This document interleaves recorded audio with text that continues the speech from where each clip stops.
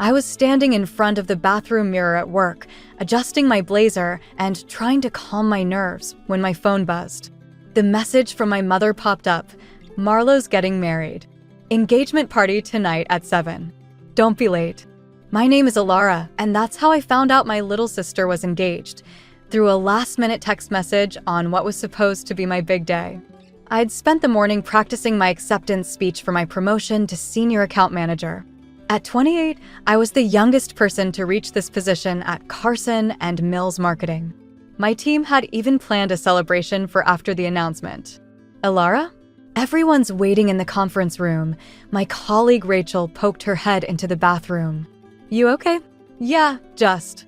I showed her my phone. Wow, that's some timing.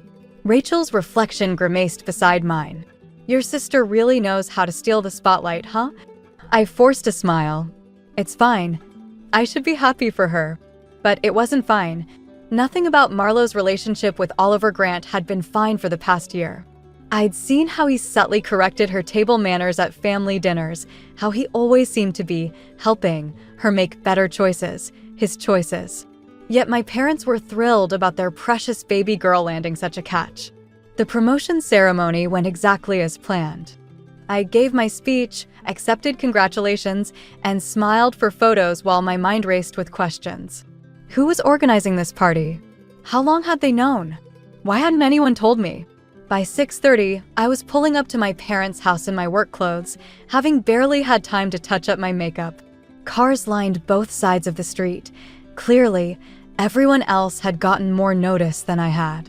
My mother met me at the door, frowning at my outfit. Alara, couldn't you have changed? This is a special occasion. I came straight from work, Mom. I had my promotion ceremony today, remember? The one I told you about last week? Oh, right. She waved her hand dismissively.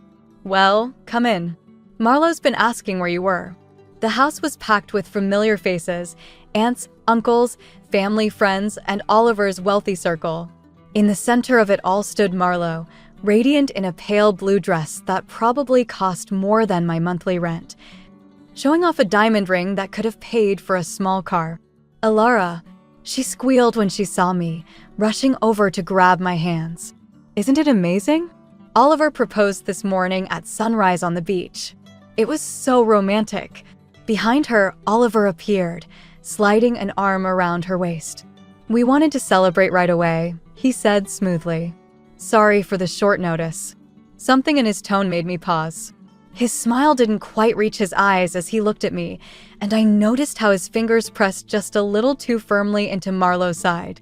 Congratulations, I managed, watching as Marlo unconsciously adjusted her posture to match Oliver's preference for perfect poise. We're thinking a spring wedding, Marlo continued, but Oliver cut in. Actually, darling, we discussed winter would be better. More elegant. Oh, right. Marlo's smile flickered. Winter, of course. I felt my stomach twist. This was the pattern. Marlo suggesting, Oliver correcting, Marlo yielding. But no one else seemed to notice or care. My father appeared with champagne, beaming at the happy couple. To Marlo and Oliver. As everyone raised their glasses, Oliver's eyes met mine again. This time, there was something challenging in his gaze, as if daring me to say what I was thinking. He knew I saw through him, and he wanted me to know that it didn't matter. I lifted my glass with the others, but inside, something shifted. My sister might be blind to what was happening, but I wasn't.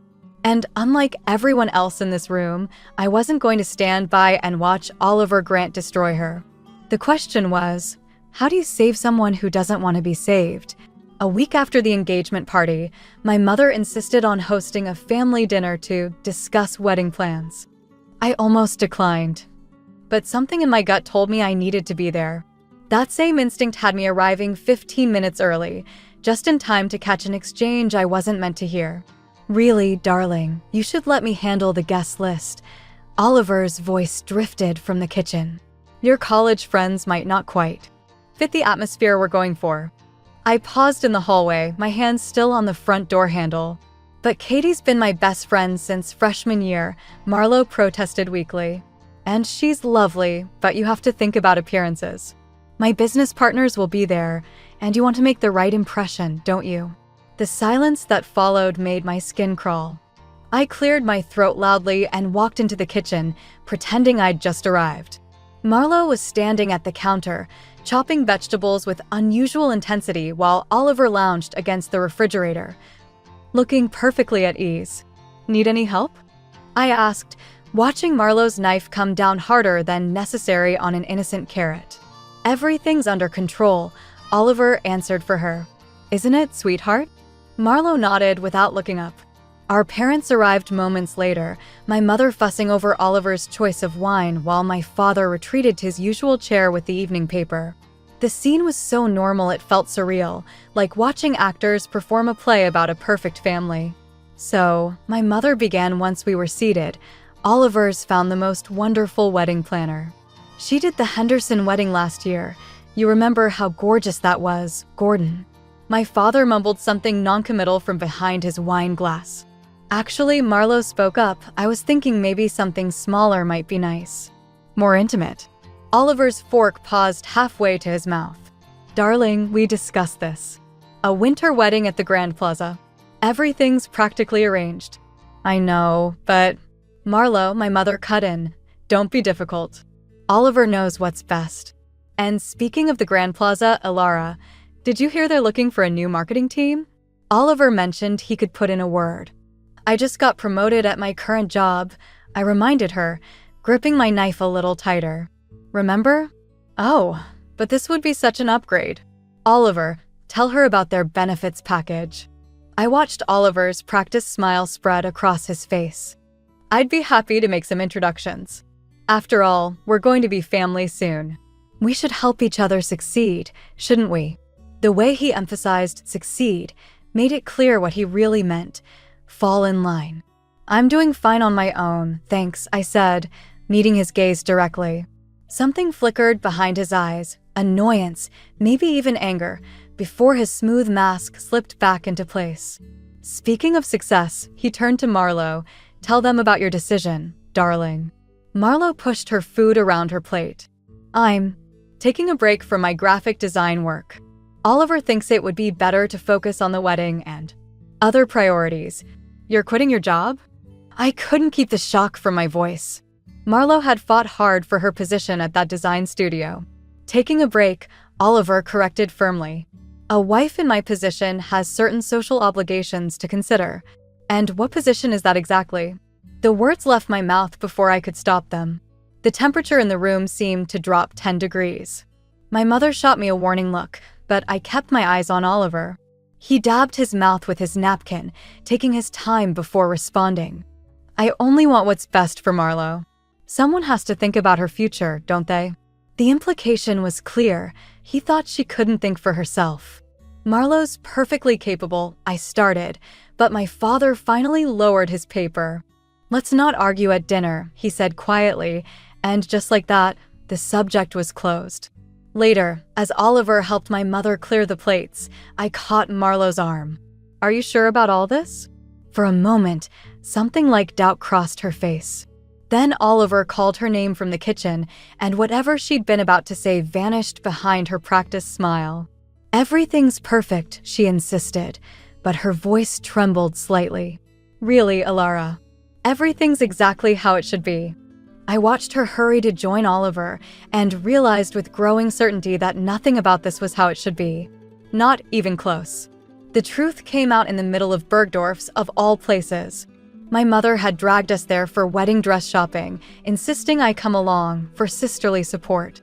I was hanging back, watching Marlo try on the 5th ivory masterpiece of the day when her credit card was declined. The saleswoman's practiced smile never wavered. Perhaps another card? Marlo's face flushed as she dug through her designer purse. I don't understand. There must be some mistake.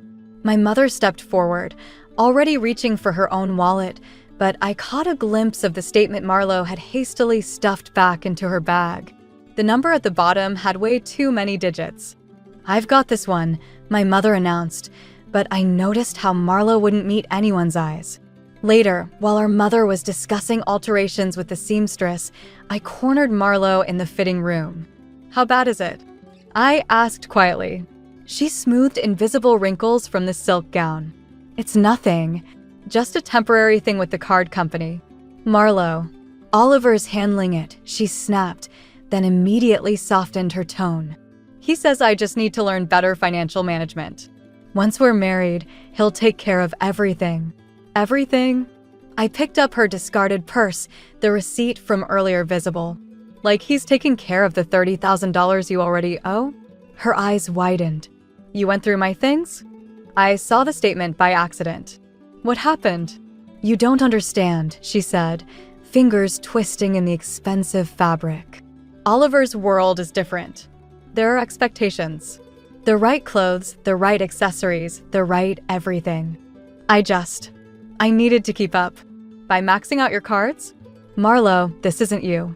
Since when do you care about? Since I found someone who actually believes in me. Her voice cracked. Oliver says I have potential. He sees something in me that. He sees someone he can control. I cut in. He's already got you quitting your job, cutting off your friends, and now you're in debt trying to be his perfect trophy wife? You're just jealous, Marlo hissed, but there were tears in her eyes. You've always been jealous that I found someone while you're still alone, focused on your precious career. Ladies? The saleswoman's voice floated through the curtain. Is everything all right? Fine, Marlo called back, wiping her eyes carefully. Everything's fine.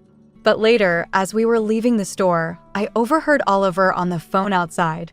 He'd arrived to pick up Marlo and hadn't noticed me approaching. Of course I know about the cards, he was saying to someone. It's perfect, actually. The more dependent she is, the easier this will be. Trust me, by the time we're married, she'll be completely. Oh, hold on. He spotted me and ended the call smoothly. Alara, how lovely to see you. How was the dress shopping? Interesting, I said, studying his face. Lots of revelations today. Something dangerous flashed in his eyes, but his smile never faltered. I hope you're not implying anything unfortunate.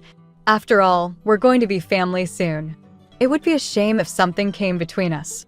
Before I could respond, Marlo burst out of the store and threw herself into his arms. Oliver, you didn't have to come all this way. Nonsense, darling. I'll always be here to take care of you. He kissed her forehead, eyes locked on mine over her head. That's what family does, isn't it?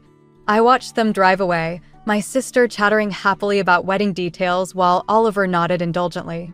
My phone buzzed, a text from my mother. Don't make waves, Alara. Marlo's happy. Let her have this. But I couldn't. Not after what I'd heard. Oliver wasn't just controlling Marlo. He was systematically isolating her, making her dependent on him. And now I had proof he was doing it deliberately. The question was, would anyone believe me if I told them? Or would I just become the jealous older sister trying to ruin her baby sister's happiness? I pulled out my phone again and opened my banking app. If I was going to fight Oliver Grant, I needed ammunition. And bank statements never lie. 3 days of digging through financial records had given me a migraine and a disturbing picture of Oliver Grant. His company's success was built on a pattern of hostile takeovers and questionable partnerships. But it wasn't until I found Katie's social media post that everything clicked. Katie, Marlo's supposedly distant best friend, had posted a photo from 6 months ago. It showed her and Marlo at lunch, and in the background, partially obscured but unmistakable, was Oliver, with another woman. I was downloading the image when Rachel appeared at my office door. Your sister's here. Marlo stood in the lobby, fidgeting with her engagement ring. She looked smaller somehow, wearing a conservative dress I didn't recognize. Can we talk? She asked. Somewhere private? I led her to the building's rooftop garden, where she immediately burst into tears. Oliver's lawyer sent over some papers. A prenup, but there's something wrong with it. I can barely understand half of it, and when I asked questions, Oliver said I was being difficult. Let me see.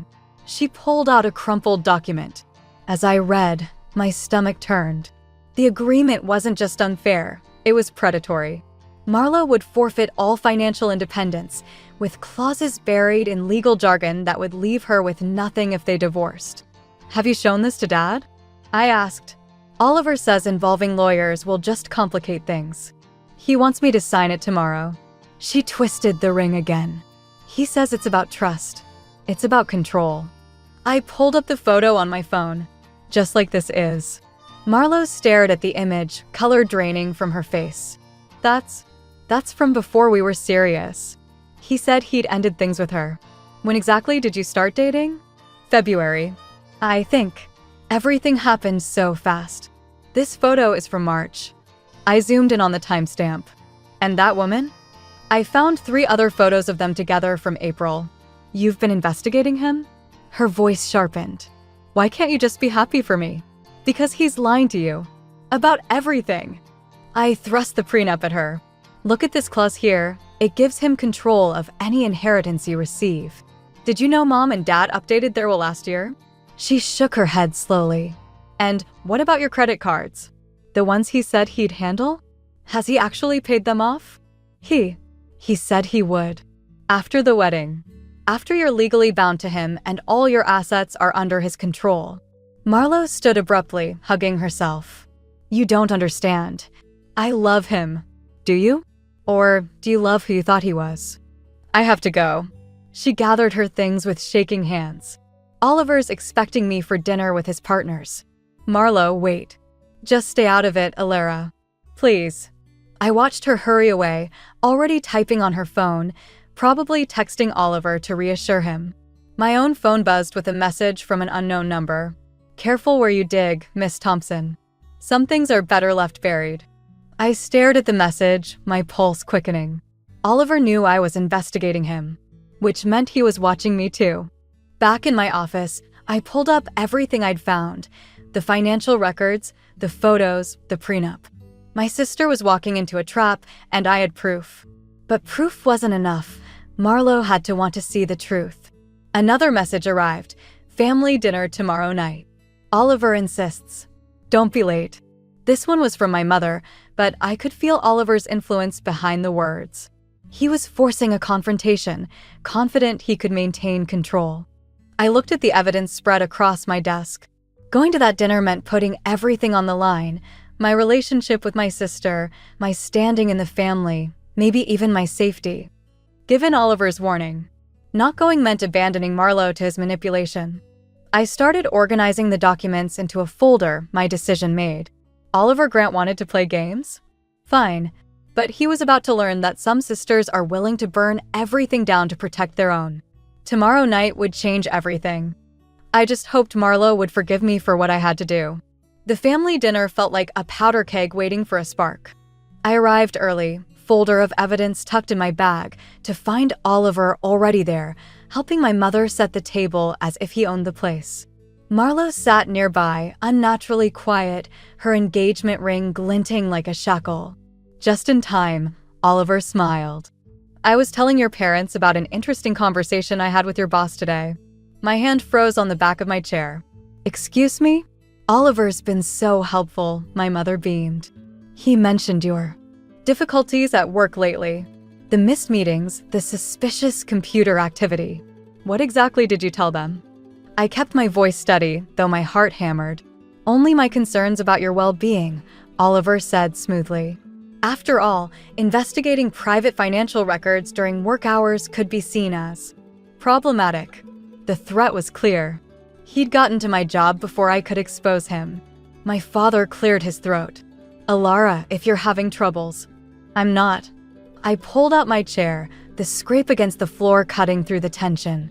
But since we're discussing concerning behavior, should we talk about the prenup, Oliver? Marlo's head snapped up. Alara, don't. Or maybe the photos with Jessica Morgan from April? I continued.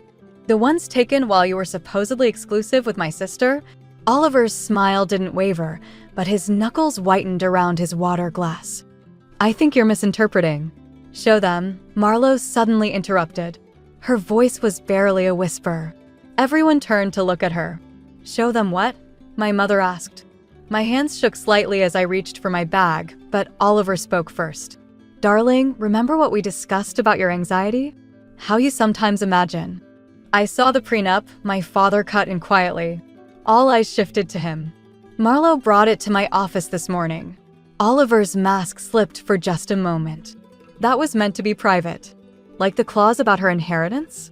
I pulled out the documents. Or the one about controlling all her future earnings. Or maybe we should discuss your company's pattern of targeting vulnerable businesses, stripping their assets, and… Enough. Oliver slammed his hand on the table, making the silverware jump. For the first time, his careful facade cracked. You have no idea what you're talking about. I think she does, Marlo said, standing slowly. I called Jessica today. The room went deadly quiet. You did what? Oliver's voice was dangerous now. She told me everything. About how you did the same thing to her, the expensive gifts, the debt, the isolation. How you nearly destroyed her family's company after she broke things off. Marlo, sweetheart, my mother started, but Marlo held up her hand. I also called the bank, she continued, growing stronger. The credit card debt you promised to handle, it's been transferred to my name.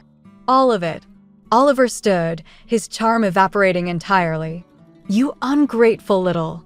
Choose your next words very carefully, I warned, pulling out my phone. I'm recording. He looked around the table, seeing the shifting allegiances. My father's quiet anger. My mother's dawning horror. Marlo's trembling defiance. This isn't over, he snarled, grabbing his coat. Actually, it is, Marlo said. She pulled off the engagement ring and set it on the table. I've already spoken to a lawyer. Your lawyer, actually. Turns out she was very interested in some of your recent activities. Oliver's face went white. Without another word, he stormed out, the front door slamming behind him. The silence that followed felt like glass about to shatter. Then Marlo burst into tears, and our mother rushed to hold her. My father picked up the documents I'd brought, reading them with a clenched jaw. I sat there, adrenaline draining, when I felt Marlo's hand grab mine under the table. She squeezed once, hard, and I knew without words what she was saying. Thank you. I'm sorry. I should have listened. But this wasn't over. Oliver's threat hung in the air, and I knew him well enough now to know he wouldn't go quietly. The question was, what would he do next? And more importantly, were we ready for it? The email arrived at 3 a.m., 3 days after the dinner confrontation. I'd been sleeping on Marlo's couch since then, neither of us wanting to be alone. The subject line was simple, your choice. Oliver had been busy.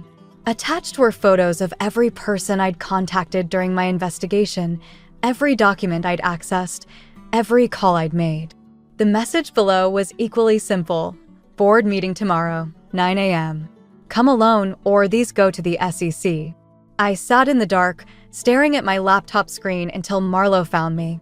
What's wrong? She clicked on a lamp. Alara. I closed the laptop. Nothing, just work stuff. But at 8:45 the next morning, I stood in front of Oliver's office building, my hands shaking as I checked my phone. 3 missed calls from my boss, 2 from my father, and a text from Marlo. Where are you? The lawyer's waiting. I turned my phone off and walked inside. Oliver's executive suite took up the entire top floor.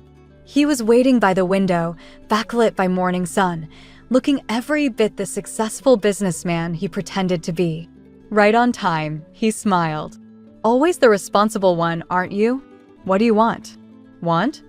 I want you to understand your position. He gestured to a folder on his desk. Inside is a confession, detailing how you illegally accessed private financial records, manipulated my former fiancé, and attempted to sabotage my company. That's ridiculous. Is it? Your digital footprints say otherwise.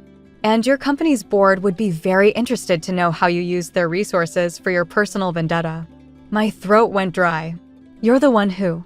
I'm the one who built something, he cut in sharply. While you played detective, I was creating wealth, opportunities, connections.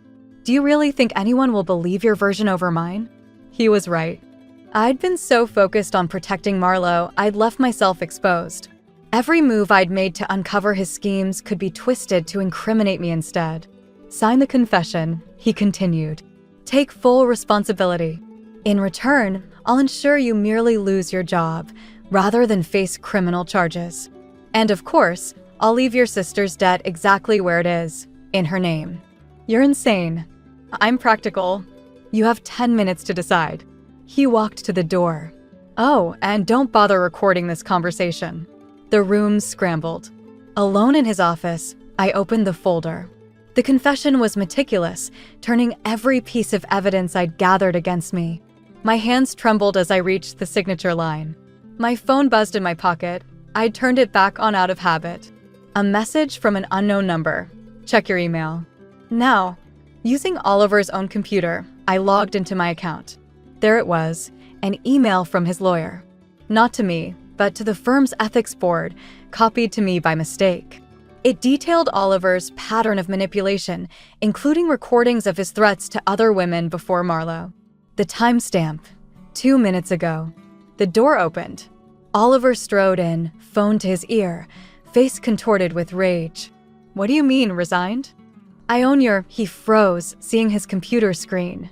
"Your lawyer," I said, quietly standing. "The one Marlo talked to? Apparently, she's been gathering her own evidence." For months. Oliver lunged for the computer, but I was already forwarding the email to everyone I knew. His hand caught my arm, bruisingly tight. "You think this changes anything?" He snarled. "I'll destroy you."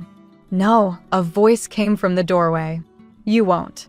My father stood there, phone recording, with 2 police officers behind him. "Assault," he said calmly. "Witnessed and recorded. Would you like to add that to the growing list of charges?" Oliver released me, stepping back as his carefully constructed world began to crumble. But watching the officers read him his rights, I felt no triumph. Just bone-deep exhaustion and a haunting question: how many other women had he done this to? And how many others like him were still out there, hiding behind wealth and power? The war wasn't over. It was just beginning. The courthouse hallway felt endless as we waited for Oliver's bail hearing to begin. 3 weeks had passed since his arrest, and the media circus had only grown as more victims came forward. I sat between Marlo and my mother, both unusually quiet, while my father paced nearby. "He's going to get out, isn't he?" Marlo's voice was barely a whisper. Before I could answer, the doors opened. Oliver walked in with his legal team, somehow looking even more polished in handcuffs. He caught my eye and smiled, that same confident, controlling smile. "All rise," the bailiff called. The hearing proceeded like a choreographed dance. Oliver's lawyers cited his community standing, his business responsibilities, his charitable works. The prosecution countered with flight risk concerns and the mounting evidence of financial crimes. Then Oliver did something unexpected. He asked to address the court. "Your Honor," he began, his voice carrying that familiar persuasive charm, "I've made mistakes.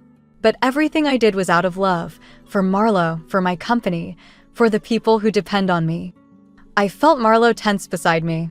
These accusations come from misunderstandings and jealousy. His eyes found mine, particularly from those who might benefit from my downfall. "That's not—" I started to stand, but my father's hand on my shoulder stopped me. "Wait," he murmured. Oliver continued, "I'm prepared to make full restitution.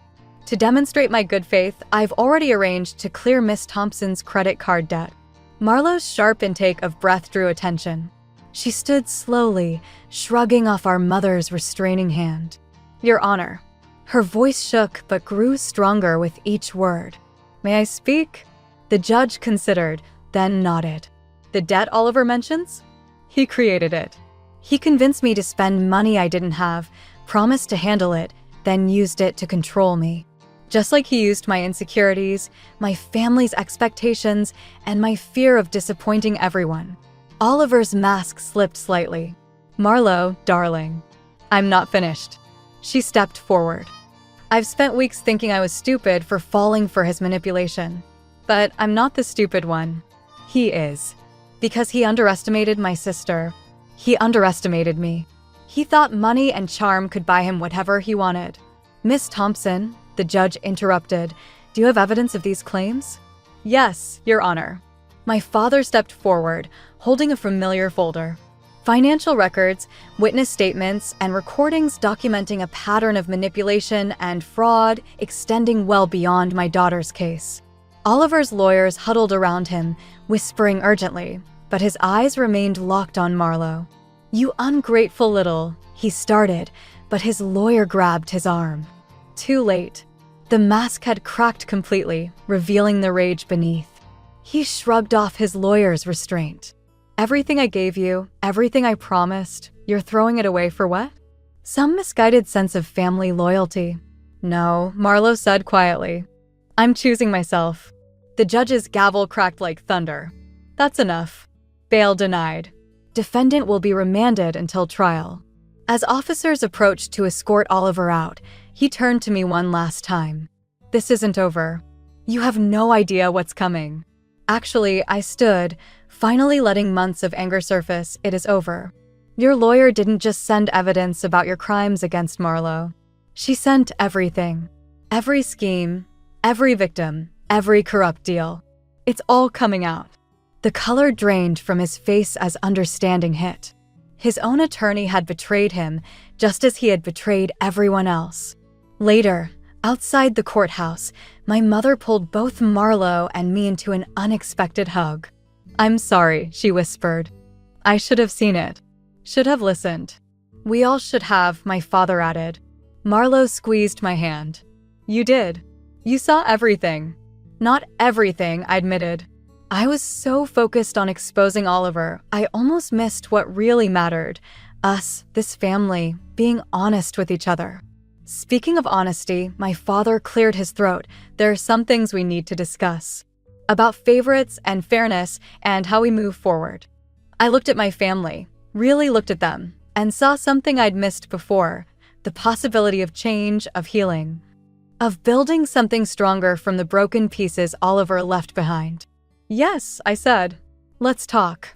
6 months after Oliver's arrest, I stood in my childhood bedroom, packing away the last traces of who I used to be. The trial was over, the headlines fading, and life was settling into a new normal. Marlo had moved back home temporarily, working remotely for a design firm that actually valued her talent. Found something, she called from the hallway, waving an old photo album. Remember this? We sat on my bed, flipping through pictures of 2 sisters who used to be inseparable. Before expectations and favoritism drove us apart. Before Oliver. I was always trying to be you, Marlo admitted, touching a photo where she'd clearly copied my hairstyle. Perfect, responsible Alara. I thought if I couldn't be that, I had to be something completely different. I wanted to be you, I countered. Everyone loved you so easily. Not everyone. She closed the album. The right people loved you all along. I was just too blind to see it. A knock at the door interrupted us. Our father stood there, holding an envelope. Before you finish packing, he said, there's something you should read. Inside was a letter, dated years ago, written in his familiar handwriting. Dear Alara, I'm writing this on your first day at university, watching you build your own path despite our mistakes. Your mother and I failed you, me especially. I let my fear of conflict silence my pride in your strength, your integrity, your fierce protection of those you love. I kept this letter, adding to it every time you achieved something we didn't properly celebrate. Every time you stood up for what was right, even when we didn't listen. What happened with Oliver showed me the cost of silence. You saw the truth when we were blinded by appearances. You fought for your sister when we couldn't. You showed me what real strength looks like. I'm giving you this now because you're packing up your old life, and I want you to know, you never needed to prove yourself. You never needed to compete for love. You were always enough, exactly as you are. Love, Dad. I looked up to find both my parents in the doorway now, my mother wiping tears. We're selling the house, my father announced quietly. What? Marlo and I spoke in unison. It's time for a fresh start, our mother explained. Somewhere without all these old patterns and memories. Besides, my father added, the money will help with Marlo's debt and your down payment on that condo you've been eyeing. Dad, you don't have to. We want to, my mother cut in. We want to do better, be better. For both of you. Later that evening, as we sorted through more boxes, my phone buzzed with a news alert. Oliver had attempted to make a deal, offering to expose others involved in his schemes. Are you going to read it? Marlo asked, seeing my hesitation. No, I decided, putting the phone away. His story isn't ours anymore. She nodded, understanding. Speaking of stories, Katie called. She's starting a support group for women who've survived relationships like. Well, she asked if I'd help. Will you? I think so. Turn it into something good, She paused, then added, she asked about you too. Said they could use someone who knows how to spot the warning signs. I thought about Oliver's other victims, about all the others still out there, trapped in beautiful cages of manipulation and control. Maybe I said, but first, I need to finish something. I pulled out my laptop and opened a blank document. The cursor blinked, waiting. What are you writing? Marlo peered over my shoulder. Our story. The real one. I began typing. Not about Oliver, but about us. About family and forgiveness and finding your voice. And revenge, she asked with a small smile. No, I replied, thinking of the letter in my pocket. About justice. And healing. And how sometimes the best revenge is simply becoming who you were always meant to be. Marlo squeezed my shoulder and left me to write. Outside, moving boxes waited to be filled. Downstairs, our parents were planning a future free from old mistakes. And here, in this room where everything began, I started our story the only way I could. My name is Alara, and this is how my sister and I saved each other.